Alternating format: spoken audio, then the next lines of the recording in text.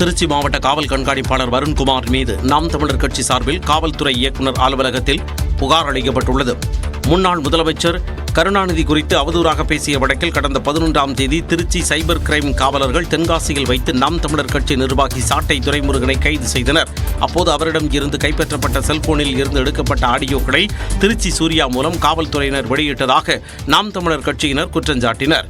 இந்நிலையில் திருச்சி காவல்துறை துணை கண்காணிப்பாளர் ஆனந்த் மற்றும் மாவட்ட காவல் கண்காணிப்பாளர் வருண் ஆகியோர் மீது நடவடிக்கை எடுக்க கோரி சென்னையில் காவல்துறை இயக்குநர் அலுவலகத்தில் நாம் தமிழர் கட்சியினர் புகார் அளித்துள்ளனர். சட்டவிரோதமான தனி மனித உரிமை எப்படி நடைபெறுகிறது என்பதை நாங்கள் விளக்கியிருக்கிறோம். இது குறித்து நாங்கள் தக்க நடவடிக்கை எடுப்போம். இது தக்க அதிகாரிகள் மீது நாங்கள் விசாரணை நடத்தி நாங்கள் உரிய நடவடிக்கை எடுப்போம் என்று அவர் உறுதியளித்திருக்கிறார். முன்னதாக சாட்டை துரைமுருகனை சிறையில் அடைக்க வேண்டியதில்லை என கூறி நீதிபதி ஜாமீனில் விடுவித்தது குறிப்பிடத்தக்கது.